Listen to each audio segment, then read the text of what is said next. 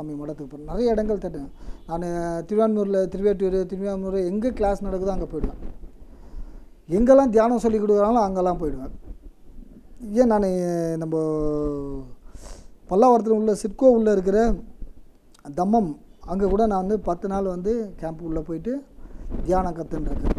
இப்போ எல்லாமே என்னுடைய சாட்டிஸ்ஃபேக்ஷன்ஸ் அதுக்குள்ளே வந்து மனங்கள் ஓடிச்சே தவிர மனம் வந்து அதனை வந்து பின்தொடர்ந்து இருந்தது. நல்லா கவனிங்க, உணர்வு ரீதியாக நம்ம கடந்து போல, ஆனால் உள்ளுக்குள்ளே இருக்கிற உணர்வு நம்ம கடத்துக்கு ஒரு முயற்சி பண்ணிட்டுருக்கு. ஆனால் மனம் விடலை. இதை தான் நம்ம வந்து வலியுறுத்தி சொல்ல வருது. அப்போ என்ன பண்ணேன்னா, ராஜயோகம் ஓங்கார சாமி மடத்துக்கு போகிற இங்கே ஒரு சமாதி இருக்குது அப்படின்னு நான் எங்கெல்லாம் சுற்றியிருக்கேன். ஆனால் அங்கே சமாதி இருக்குது, இங்கே பௌரஸில் இருக்க சமாதிக்கு முதல்ல போகணும் அப்படின்னு தான் ஃபஸ்ட்டு போனால் உள்ளே வந்து இங்கே சமாதி இருக்குது, இது முன்னாடி தெரியாது. அதுக்கப்புறம் தான் அவர் பின்னாடி இருக்குன்னா அப்புறம் சாமி சொன்னேன் போட்டேன். அப்போ வந்து தொடர்ந்து நான் ஓங்கார சாமியை வந்து பார்த்து வந்ததுக்கு மாதிரி தான் நம்ம மீசக்கார அவரை வந்து எனக்கு அந்த ஓங்கார சாமி மடத்துக்கு உள்ள காலடி வச்சதுக்கப்புறம் என்னுடைய தேடல்கள் எல்லாமே வந்து விட்டுட்டேன். பகவானை குறித்து தேடல்கள் எல்லாமே விட்டுட்டேன். இங்கே ஓடின்னு இருக்க எல்லா தேடல்களையும் விட்டுட்டேன். ஏன்னா எனக்கு ஒரு சாட்டிஸ்ஃபேக்ஷன்ஸ் கிடச்சிது. சாட்டிஸ்ஃபேக்ஷன்னா மனநிறைவு. அது வந்து அங்கே தான் கிடைக்கும் அப்படின்றது கிடையாது. நமக்குன்னு ஒரு இடங்கள் பகவான் வந்து ஃபிக்ஸ் பண்ணி வச்சுருப்பார். அந்த ஃபிக்ஸிங்கை வந்து எனக்கு வந்து அங்கே கிடச்சி. அதுக்கப்புறம் நான் தேடல்களே வந்து தேடல்களை விட்டுட்டேன். ஒன்லி வந்து பகவானை வந்து தியானம் மட்டுமே போனோன்னா தியானம் பண்ணின்னு இருப்பேன். அந்த நேரங்களில் தான் வந்து நம்ம மீசகார் மாலிக் பாபாவை நம்ம பார்த்தோன்னா அங்கே ஞாயிற்றுக்கிழமை தியானம் சொல்லி கொடுத்துட்டுருக்காரு. இப்போயும் சொல்லி கொடுத்துட்டுருக்காங்க, தியானம் சொல்லி கொடுத்துட்ருக்காங்க. உள்ள பண்ணுறேன் போனால் அவரும் வந்து நிறைய வந்து பேசுகிறாரு. ஆனால் அவர் ஸ்டைல் வந்து எனக்கு ரொம்ப பிடிச்சிருந்தது. ஆள் பார்த்தா நல்லா பெரிய ஐஜி மாதிரியே இருப்பார். நல்லா மீசெல்லாம் வச்சுன்னு போலீஸ்கார் மாதிரியே இருப்பார். நான் இப்போ ஆரம்பத்தில் போலீஸ்கார் தான் நினச்சேன் நான். அதுக்கப்புறம் மாலிக் பாபா அவர் பேசுகிற பேச்சு அது யதார்த்தமான செயல். அவர் ஒரே ஒரு வலியுறுத்தி சொல்லுவார். அவர்கிட்ட அந்த பிடிச்ச விஷயங்கள் யதார்த்தமாக வாழ கற்றுக்கொள் அப்படின்னு சொல்லுவார்.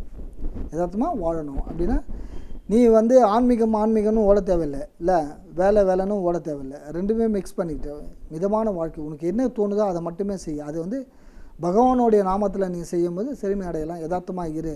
அதை விட்டுட்டு வந்து நீ வந்து எக்ஸாம் எழுதுகிற நேரத்தில் போய்ட்டு கோவிலுக்கு போகிற நேரத்தில் எக்ஸாம் எழுதுறதுக்கு அப்படின்றது கிடையாது. படிக்கிற நேரத்தில் படி, விளையாடுற நேரத்தில் விளையாடு. அந்த மாதிரி வந்து யதார்த்தமான ஒரு விஷயங்களை வந்து மாலிக் பாபா வந்து சொல்லி கொடுத்தாரு. அவருடைய குருநாதர் CK சிவராமகிருஷ்ணன், அவருடைய குருநாதர் பரஞ்சோதி மகான். அவருடைய சமாதிக்கு போயிருக்கிறேன். எனக்கு இந்த மகான்கள் போனதுக்கப்புறம், இந்த சமாதிக்கு போனதுக்கப்புறம் தான் வந்து இந்த தேடல்கள்லாம் கொஞ்சம் அறியாமை வந்து நிவர்த்தி ஆகிருக்கு. அதாவது என்னென்னா, நம்ம என்னதான் வந்து கோவில் குளங்கள், சித்தர்கள், ஞானிகள், முனிவர்கள் பார்த்தாலும் கண்களை மூடி உட்காந்து இறைவனை மனனம் செய்யாத ஒரு வித்தை வந்து வித்தை ஆகாது. அப்போ என்னென்னா, வெறும் அதை சிம்பிளாக எல்லாம் சொல்லுவோம், ஏட்டு சுரைக்காய் கூட்டுக்கு உதவாது. நம்ம வெறும் பேப்பரில் எழுதி இது சுரைக்கான்னா அதில் நம்ம வந்து குழம்புல போட முடியுமா? குழம்புல போட்டால் அது வந்து சமையல் ஆகுமா? அதே மாதிரி தான் தேடல்கள். நம்ம நிறைய பேருடைய தேடல்கள் அதுதான். எல்லா இடங்கள்லையும் சாட்டிஸ்ஃபேக்ஷன்ஸ். இப்போ ஒன்று நடந்தது என்னென்னா, ஜோதிடம் ஒரு காலங்களில் வந்து கணிச்சு ஜோதிடங்களில் நம்ம வந்து தவறாக சொல்லக்கூடாது. ஏன்னா அவங்க தான் வானசாஸ்திரத்தை வந்து சொன்னது. ஏன்னா இன்றைக்கி வந்து டெலஸ்கோப்பை வச்சு ஆராய்ச்சி பண்ணி சேட்டலைட் விட்டு கண்டுபிடிக்கிறாங்க. அன்றைக்கி செவ்வாய்க்கிழமை சகப்பு, அணுக்கூற்று இதெல்லாமே நம்ம முன்னோர்கள் வந்து எழுதி வச்சுருக்காங்க. எப்படி அவங்க என்ன போயிட்டு ட்ராவல் பண்ணாங்க. ஆனால் உணர்வு ரீதியான ட்ராவல் அவங்க வந்து பண்ணியிருக்காங்க.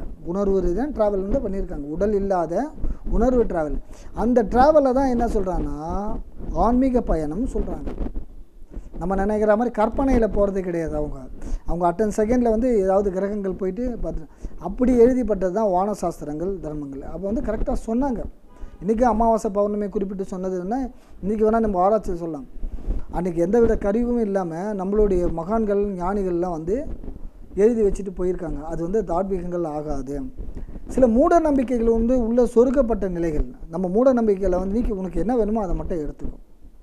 இப்போ கூட்டு பொரியல் அது இதுன்னு ஒரு இது வைக்கிறாங்கன்னு வச்சுக்கோங்க. உனக்கு என்ன பிடிச்சிருக்கோ அது மட்டும் எடுத்துகிட்டு அதை விட்டுட்டு கூட்டு சரியாக செய்யலை, இது சரியாக செய்யலை அப்படின்ட்டு சொல்ல வேண்டிய அவசியங்கள் கிடையாது. அதை தான் வந்து மாலிக் பாபா சொல்கிறார், உனக்கு என்ன தேவையோ அதை மட்டும் எடுத்துக்கொள், அதுதான் ஆன்மீகம், இதுதான் யதார்த்தமான உண்மைகள் அப்படின்னு சொல்லிட்டு எனக்கு வந்து தீட்சை கொடுத்தது மாலிக் பாபா. அதை நிறைய தீட்சைகள் வாங்கி தொட்டு காட்டுற வித்தைகளை வந்து மாலிக் பாபா மட்டும் வந்து ஃபஸ்ட் டைம் நமக்கு செஞ்சார். எனக்கு அப்பயும் வந்து சாட்டிஸ்ஃபேக்ஷன்ஸ் ஆகலை. அப்போ வந்து நான் வந்து நிறைய பேச மாட்டேன். நான் அதுக்கப்புறம் கொஞ்சம் கொஞ்சமாக பேசி அந்த மடத்தில் வந்து நம்ம டெய்லி இப்போ வாரானா போவோம், எப்போனா ஒரு நல்ல போவோம், நம்ம அதுக்கான விஷயங்கள் பண்ணி அதனால தான் ஓங்கார சாமிகளுடைய அவளுடைய வாழ்க்கை வரலாறும் அவளுடைய தத்துவங்களும் வந்து நம்ம சொல்லணுன்ட்டு இந்த சேனல் வழியாக நம்ம வந்து சொல்லணும்னு ஆசைப்பட்டோம். நான் ஏற்கனவே வந்து மித்ரன் டிவி வந்து கேபிள் டிவி சேனலில் வந்து 90 எபிசோடு வந்து அப்போ நான் பேசியிருக்கேன். அப்போது அதில் பேசுகிறது அது ஒரு வாய்ப்பு எனக்கு கொடுத்தாங்க, முன்னோர்களின் விஞ்ஞானம் அப்படின்ட்டு. அதை நம்ம அடுத்தடுத்து நம்ம நேரங்களில் நம்ம பார்ப்போம். இப்போ இந்த கதைகள் எல்லாமே சொல்கிறது, என்னுடைய அனுபவங்கள் சொல்கிறது எல்லாமே எதுக்கு அப்படின்னா, நம்மளுடைய அறியாமை எனக்கு வந்து என்னுடைய அறியாமை வந்து அதில் வந்து நிறைய அந்த ஆரம்ப காலங்களில் அறியாமை இருந்தாலும் அது தெளிவுபடுறதுக்கான ஒரு தூண்டுதல் இருந்துகிட்டே இருந்தது. அதை நல்லா கவனிங்க. எப்படி அதுனா, நம்ம இந்த கோவில் குளங்கள் எல்லாமே சுற்ற ஆரம்பித்தோம் பார்த்தீங்களா, அதோடைய தெய்வீக சக்திகள் தான் நம்மளை வந்து ஒன்று பண்ணி விட்டது. எப்படி ஒரு விளக்கு எரியறதுக்கு வந்து ஒரு குச்சி நமக்கு அதை தூண்டி விடுறது தேவைப்படுதோ, அதே போல் தான் இந்த சுத்தல்கள் தேடல்கள் எல்லாமே அதான். அப்போ தூண்டி விட விட விட அந்த ஜோதிகள் பிரகாசமாக எரிய ஆரம்பிக்கிறதுக்கு முயற்சிகள். தூண்டி விடாமல் அந்த விளக்கு எரியணும்னா எரியாது, எரியும். அது இதுவாக இருக்கிற அந்த திரி வந்து அணைஞ்சிடும். ஆனால் அந்த தூண்டி விடக்கூடிய அந்த தெய்வீக சக்திகளும் நம்மளுடைய குருமார்களும் நமக்கு வந்து உதவிகள் செய்கிறாங்க.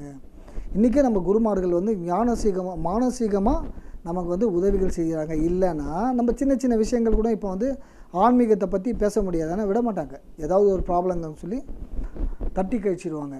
அதனால் வந்து அவங்களுடைய ஆசீர்வாதங்கள், நம்மளுடைய பெற்றோர்களுடைய ஆசீர்வாதங்கள், குருநாதருடைய ஆசீர்வாதங்கள், இந்த பஞ்சபூதத்துடைய ஆசீர்வாதங்கள், இந்த பிரபஞ்சத்துடைய ஆசீர்வாதங்கள், இதெல்லாமே நமக்கு வேணும். நம்ம அதெல்லாம் வந்து விட்டுட்டு நம்ம வந்து தேடல்கள் வந்து இப்போவும் வந்து நிறைய தேடல்கள். இப்போது உதாரணத்துக்கு ஒரு சொல்கிறேன்னா, ஒரு குரு வந்து 40 வருஷமாக அங்கங்கே கடந்து போய் அனுபவித்த அனுபவங்களை ஒரு சீடனுக்கு சொல்கிறாருன்னா, அந்த 40 வருஷத்துடைய அனுபவங்களும் அவன் கற்றுக்கூடிய நேரங்களும் ஒன்றாகுது. அப்போ அவனுடைய டைமிங் வந்து பேலன்ஸ் ஆகுது இல்லையா? அதே மாதிரி தான் வந்து குரு பற்று முக்கியம். ஒரு மனுஷனுக்கு குரு பற்று முக்கியம். நீ வந்து ஆராய்ச்சி பண்ணின்னு இருக்க தேவையில்லை. ஏன்னா அவரை நீ ஆராய்ச்சி பண்ணுற நேரம் உன்னை நீயே ஆராய்ச்சி பண்ணக்கூடிய சூழ்நிலைகள் உருவாகணும். நானும் ஒரு காலங்களில் அப்படி தான் பண்ணேன். இவர்னா ரொம்ப பேசுகிறார் பண்ணுறார் நிறையா. நம்ம அதாவது என்னென்னா அந்தந்த காலகட்டத்துக்கு அதாவது வயதுக்கு ஏற்ற மாதிரி எண்ணங்கள் செயல்படுவதை நம்ம வந்து கவனிக்கணும். வயதுக்கு ஏற்ற மாதிரி. அதே மாதிரி சித்தர்கள் எழுதின பாடல்கள் கூட பாருங்கள், இளமையாக எழுதியிருக்கிற வந்து ஒரு வரிகள் வந்து ஸ்ட்ராங்காக இருக்கும். அதுக்கப்புறம் அவங்க கொஞ்சம் ஏஜ்டு ஆகும்போது அந்த வரிகள் வந்து கொஞ்சம் தளர்ந்து இருக்கும். அதை நீங்கள் படித்து பார்த்தா தெரியும். அதே மாதிரி எல்லா சித்தர்கள், ஞானிகள், முனிவர்கள் எல்லாமே ரகசியன்ட்டு ஒன்றே ஒன்று தான் குறிப்பிட்டு சொல்லியிருக்காங்க, வேறு ஒன்றும் கிடையாது. நீ அடையணுன்னா சரணாகதி, உன்னுடைய அறியாமை நீக்கிறதுக்கு சரணாகதி. ஒரு தெய்வத்தை நீ நிலையை பிடிச்சிக்கோ அப்படின்னு சொல்கிறாங்க. அதை தான் ஓங்கார சுவாமிகளும் சொல்கிறாங்க. பிடிச்சிட்டின்னா கடந்து போகலாம். ஒரு போட்டு பயணம் வந்து பழைய பயணத்தை வந்து கடக்கும்னு சொல்கிறாங்க. பல போட்டு நீ வந்து இந்த போட்டு சரியில்லை அந்த போட்டு சரியில்லைன்னா பயணங்கள் போய்கிட்டே தான் இருக்கும். அதில் வந்து மாற்றங்களே கிடையாது. அதனால் வந்து நீங்கள் என்ன முதல் வந்து கோவில் குளங்கள் போகணும், அது வந்து தவறுகள் கிடையாது. அங்கே தெய்வத்தை மட்டுமே வணங்கணும். அதை விட்டுட்டு நம்ம வந்து பலதரப்பட்டமான கதைகள் வந்து பேசக்கூடாது. நம்ம வெளியில் வந்துட்டு நம்ம அநாகரிகமான பேச்சுக்களும் பேசுவோம். இல்லை நம்ம எண்ணத்துக்கு போகணும். அதுக்கப்புறம் நீங்கள் வீட்டுக்கு வந்து பேசுங்க. யாருமே வந்து இங்கே வந்து அதுலேயே டீப்னஸ் அப்படின்றது கிடையாது. கோவில் போனால் அந்த 10 நிமிஷம் செலவழிச்சுன்னா இறைவனுடைய நாமங்களை மட்டுமே குறிப்பிடுங்க. இதில் வந்து அனுபவங்கள் நிறைய ஏற்படும். ஆன்மீக அனுபவங்கள் நிறைய ஏற்படும். சொல்லக்கூடிய அனுபவங்கள் இருக்கும், சொல்ல முடியாத எத்தனையோ அனுபவங்கள் இருக்கும். சொல்லக்கூடிய அனுபவங்களே நம்பிக்கைக்குரிய விஷயங்கள் ஆகும். ஆனால் சொல்ல முடியாத அனுபவங்கள் யாருமே நம்ப மாட்டாங்க. ஏன்னா அவங்கவுங்க அனுபவிக்கிற அனுபவங்கள் அது கேலி கூத்தாக போயிடும். அதனால் வந்து நிறைய பேர் வந்து மகான்கள் கூட வந்து அவங்களுடைய உள்முக ஆராய்ச்சிகளுடைய அனுபவங்களை சில விஷயங்கள் வந்து சொல்ல மாட்டாங்க சீடர்களுக்கு கூட. ஏன்னா அது வந்து சில நேரங்களில் அவங்களுக்கு தேவைப்படாமல் இருக்கலாம். சில நேரங்கள் அவங்க வந்து கடந்து போய் இப்போ எல்கேஜி படிக்கிற பையனுக்கு வந்து டிகிரி படிக்கிற புத்தகத்தை வந்து எடுத்து கொடுத்தா தவறாக போகணும். அதே மாதிரி தான் வந்து குரு பற்று நமக்கு வேணும். குருவை மதிக்கணும். ஆனால் குரு மதித்தா நம்ம அடுத்த நிலைக்கு வந்து போக முடியும். அதே மாதிரி குருவை நம்ம ஆணித்தரமாக குருவை வந்து வணங்கும் போது அவங்க வந்து மானசீகமாக நமக்கு வந்து உதவிகள் செய்வாங்க. ஜெய ஓம் டிவி நேயர்களுக்கு அனைவருக்கும் மகிழ்ச்சி. இந்த வாய்ப்பு அதாவது என்னென்னா, இந்த வாய்ப்பை வந்து எனக்கு வந்து இந்த யூடியூப் சேனல் வழியாக வந்திருக்காங்க. அந்த யூடியூப் சேனல் நிறுவனத்துக்கும் நம்மளுடைய வாழ்த்துக்களும் மகிழ்ச்சியும் தெரிவித்துக் கொள்கின்றோம். ஏன்னா ஒரு காலங்களில் வந்து நான் நிறைய புத்தகங்கள் கூட நான் வெளியிட்டிருக்கேன். நான் அந்த மாலிக் பாபாவுடைய புத்தகங்கள் வெளியிட்டிருக்கேன். இன்றைக்கி வந்து மடத்தில் இருக்குது.